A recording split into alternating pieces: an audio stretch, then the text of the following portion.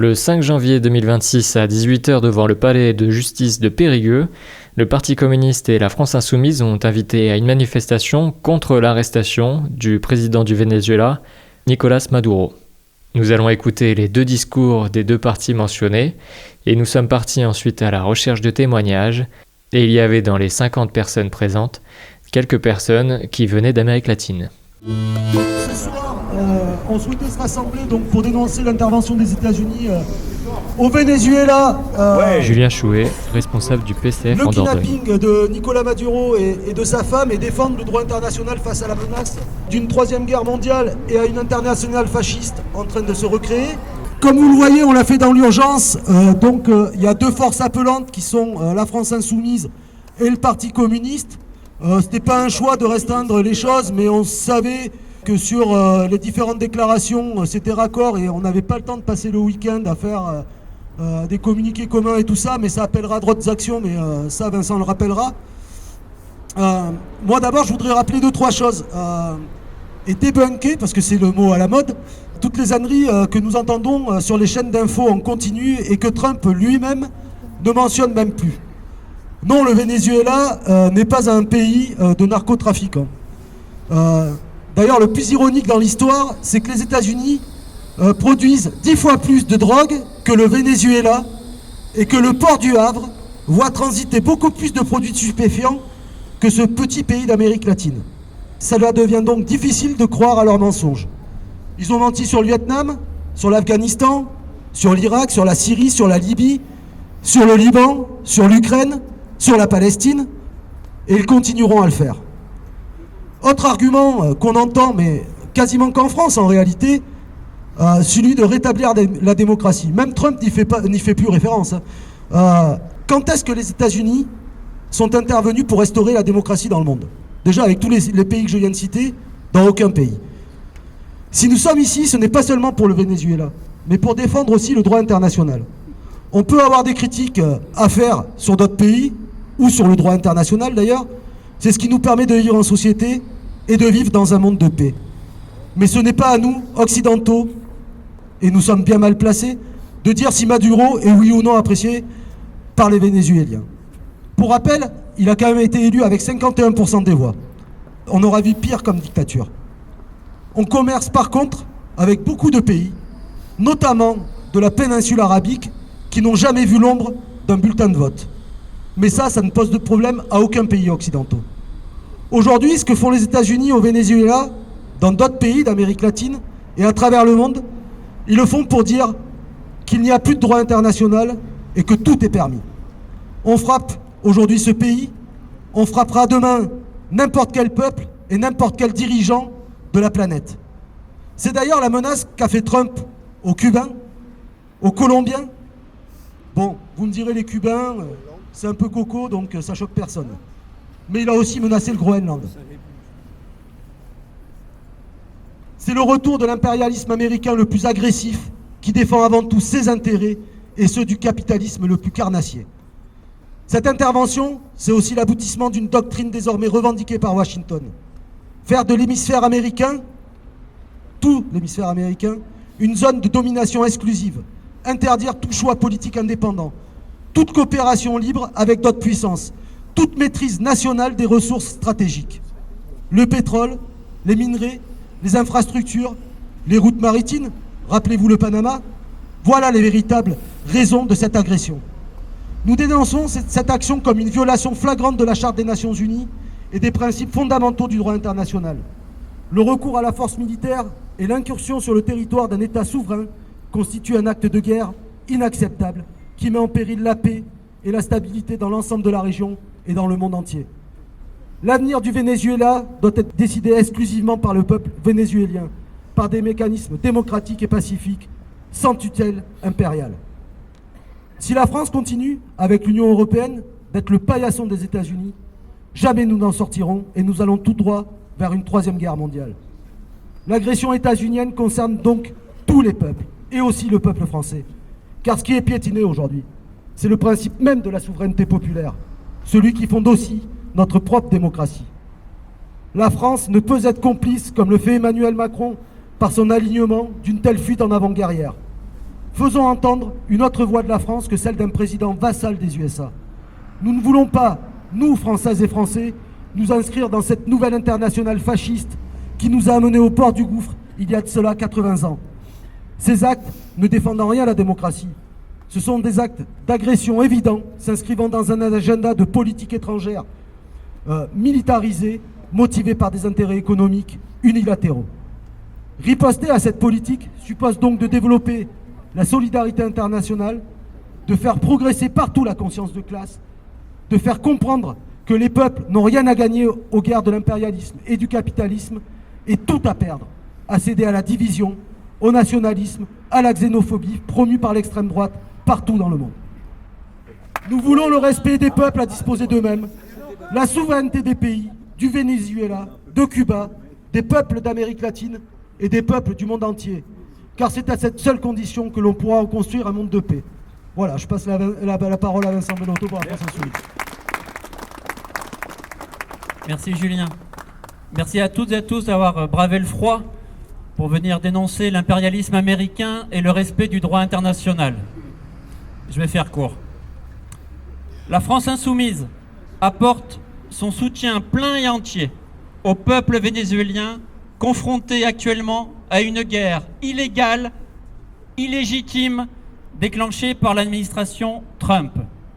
En bombardant Caracas et en revendiquant une ingérence directe, les États-Unis violent le droit international et tentent d'imposer par la force un changement de régime. Ils renouvellent leur tradition des coups d'État, guerres et ingérences qui ont ravagé l'Amérique latine au siècle dernier. Il s'agit d'une guerre ouvertement impérialiste, visant à installer un gouvernement fantoche à la botte de Trump, dans le seul but de livrer les ressources pétrolières du Venezuela aux entreprises américaines et à imposer de facto l'hégémonie américaine partout en Amérique latine. C'est le nouveau corollaire Trump à la fameuse doctrine Monroe. Cette guerre est doublement illégale, au regard d'abord du droit international, mais aussi au regard des lois états-uniennes qui régissent la déclaration de guerre. En agissant de la sorte, les États-Unis se comportent comme de vulgaires voyous, des bandits qui viennent piller les ressources d'un pays souverain pour assouvir leur volonté de domination.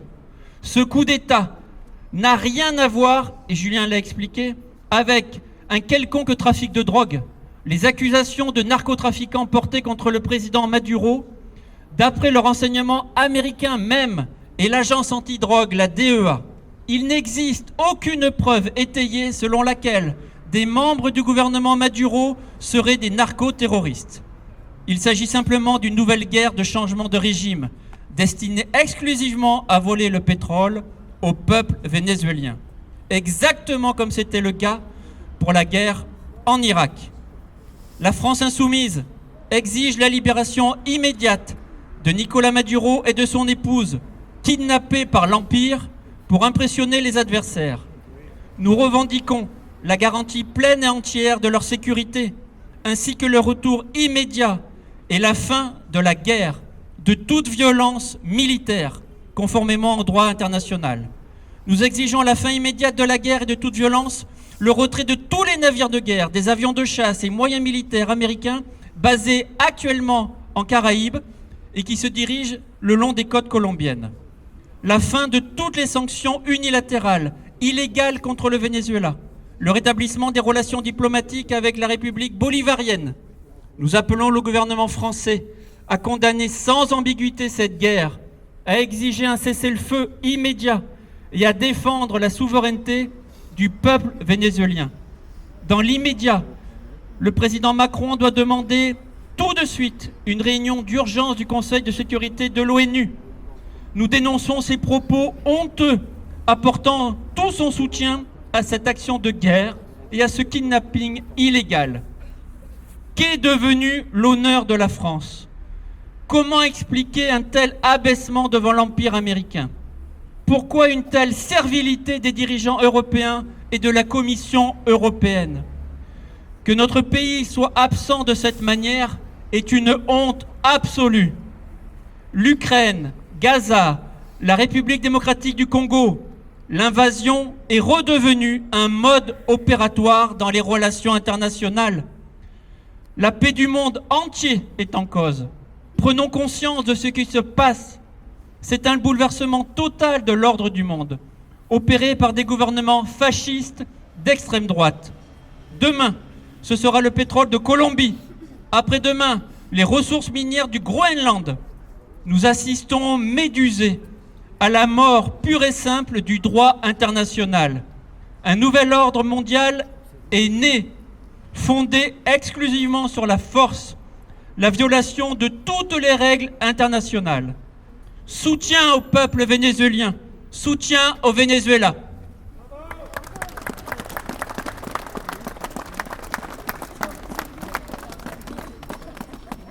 Et rappeler que samedi matin, il y a une autre manif en soutien au peuple palestinien à 11h, ici même. Donc on vous attend aussi samedi si vous êtes libre. Et comme l'a dit Julien, ici c'est la première étape. On l'a fait dans l'urgence. Merci à toutes et à tous d'avoir pu venir. Merci pour la collaboration avec le Parti communiste. On espère mettre en place d'autres actions où on prendra le temps que ça soit beaucoup plus collégial, associer nombreuses associations et d'autres formations politiques, voilà, pour défendre la paix partout dans le monde. Merci en tout cas, merci à vous. Est-ce que vous voulez vous présenter, comment vous appelez? Vous êtes aussi d'Amérique latine? Oui, je suis chilienne et je m'appelle Fanny Goupil. Je suis en France depuis quelques années, mais je suis chilienne. Au vu des événements qui se sont déroulés sur les quelques jours, très rapidement, là, quelles sont vos impressions? Eh bien, on est triste, en colère et on a peur pour le reste de l'Amérique latine. C'est pas seulement pour le Venezuela, c'est pour toute l'Amérique latine. Parce que les États-Unis, on sait ce que c'est. C'est un pays impérialiste qui nous a toujours exproprié nos richesses et il continue à le faire encore. Parce que c'est comme une sorte de coup d'État finalement. Est-ce que ça peut être fait sur plein d'autres pays, comme Pinochet l'avait fait au Chili? Vos parents l'ont vécu, ce genre de choses? Moi aussi j'ai vécu une dictature, mais ce n'est pas la même chose. Les États-Unis ont financé, ont soutenu, ont aidé à ce qu'il y ait un coup d'État, mais là c'est beaucoup plus grave que ça. Là c'est un pays, c'est de l'ingérence étrangère directement. Un coup d'État, c'est des gens du pays qui sont des opposants, qui se rebellent contre le gouvernement, qui sont soutenus financièrement en général par une puissance étrangère, mais là, ce n'est pas le cas. Là, les États-Unis ont carrément violé tous les droits internationaux et ont intervenu au niveau de la politique intérieure de l'État. Et ça, c'est inacceptable. Et même leur droit national, parce que j'ai entendu que le Congrès n'avait pas été sollicité avant cette intervention. Donc le narcotrafic serait apparemment une priorité vraiment qui dépasserait tout règlement national. Non, mais de toute façon, le narcotrafic, c'est juste une excuse. Et même les Nord-Américains le savent de toute façon. Parce que le Venezuela a été depuis des années déclaré par l'ONU comme un des pays où il y a le moins de trafic de drogue et où il y a le moins de victimes de ce trafic-là. Donc ce n'est pas du tout la raison pour laquelle les États-Unis... D'ailleurs, Trump l'a reconnu dans sa dernière intervention. Il a dit que c'était le pétrole et que le pétrole leur appartenait. Donc c'est le pétrole qui les intéresse. C'est tout. Et la richesse. Et toutes les richesses. Et vous, la richesse. comment vous vous appelez? Janina.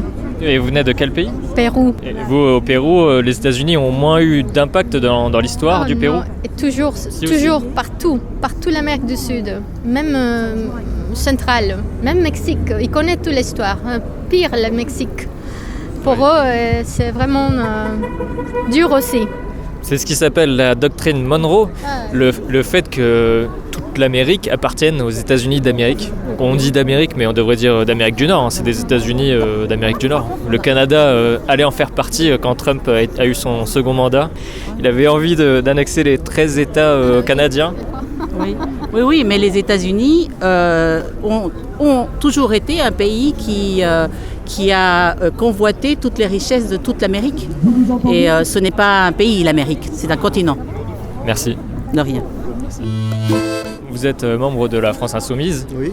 Ma première question, c'est la France Insoumise est moteur dans cette lutte contre les ingérences américaines.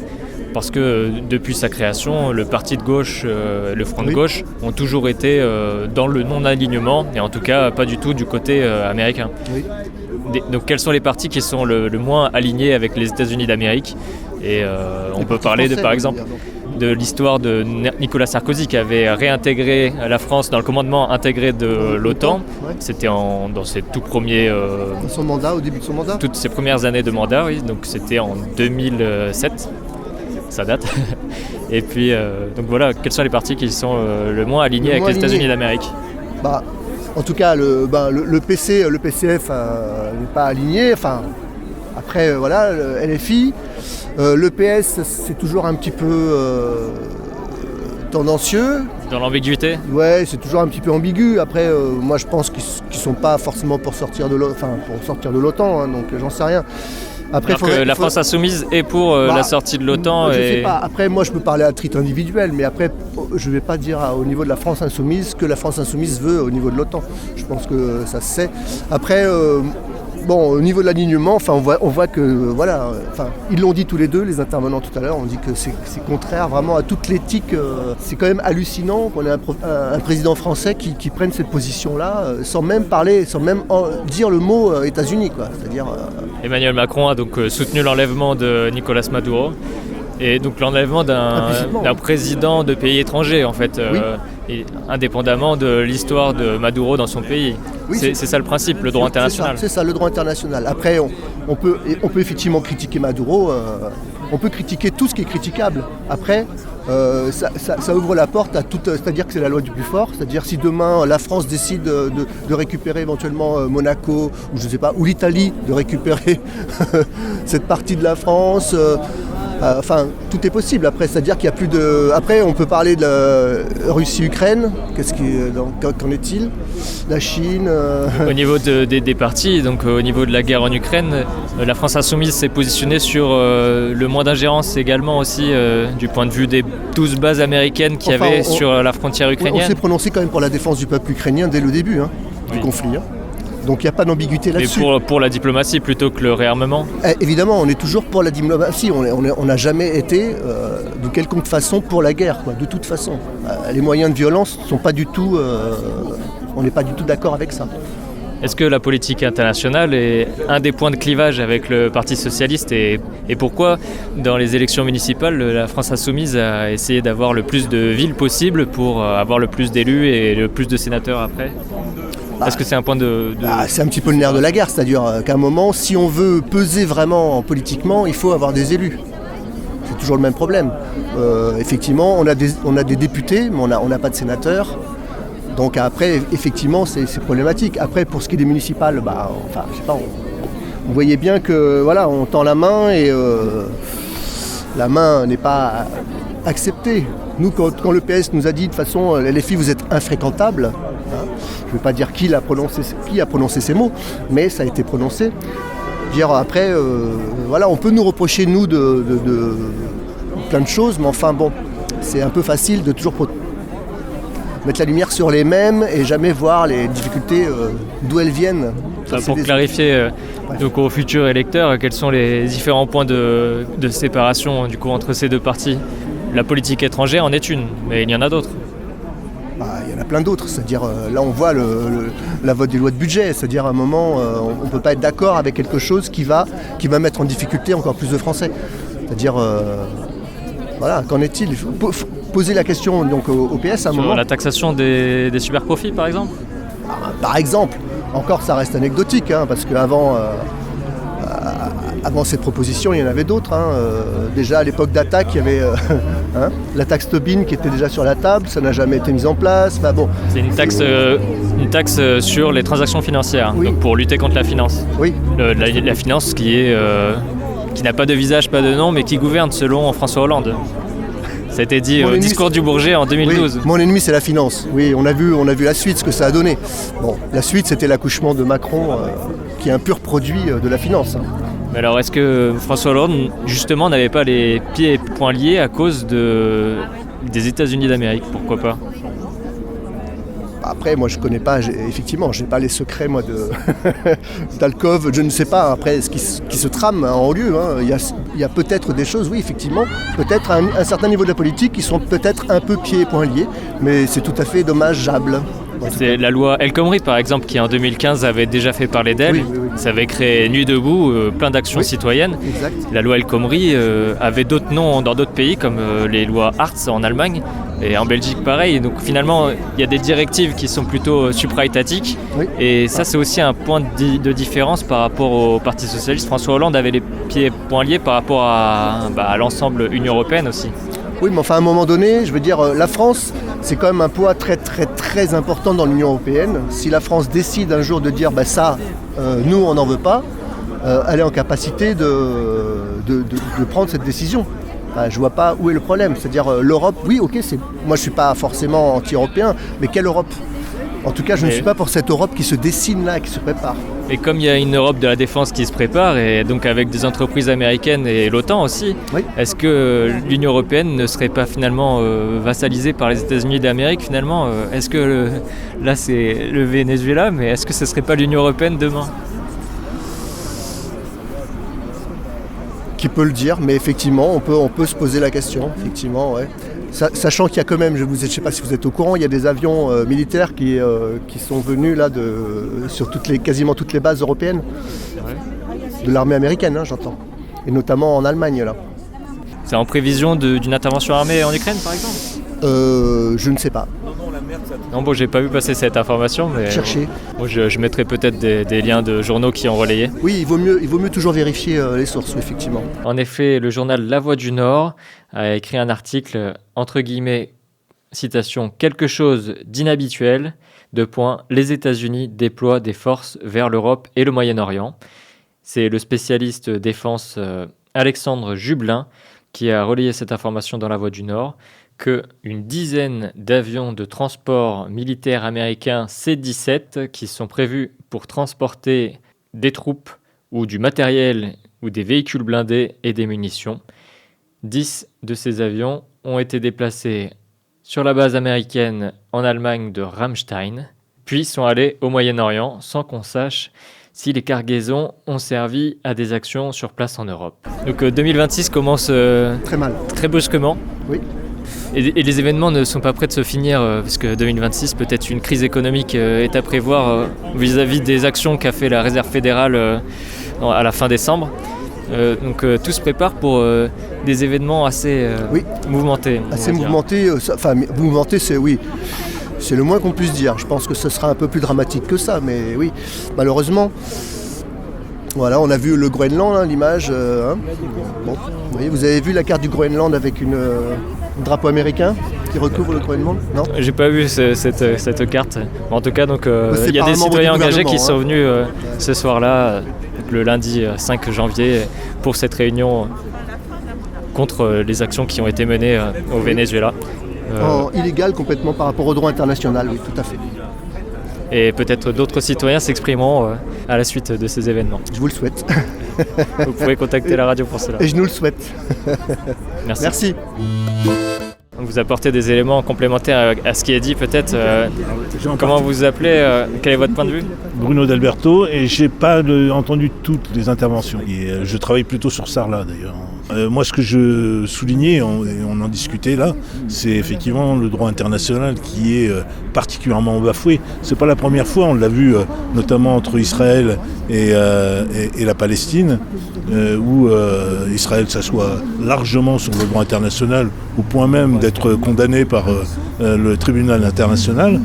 La Cour pénale internationale ? Oui, la Cour pénale internationale pour génocide.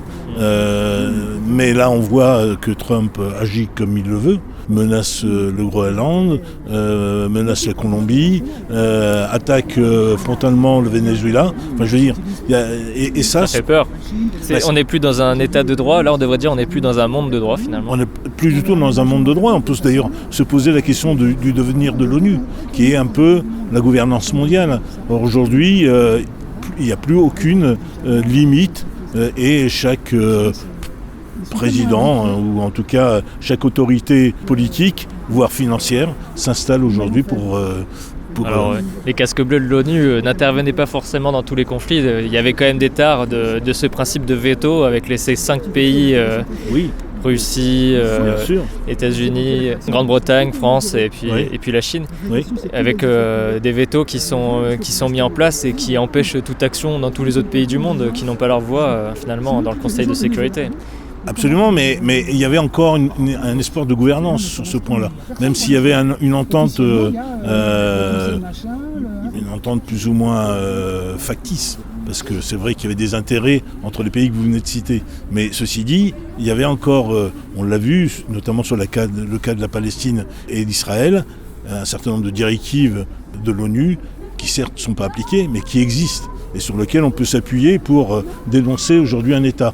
Là, maintenant, chez les États-Unis, on ne peut plus dénoncer quoi que ce soit. La Chine demain avec Taïwan, les Amériques avec le Groenland. Voilà, donc c'est aujourd'hui des guerres impérialistes qui sont menées pour des questions financières, pour des questions de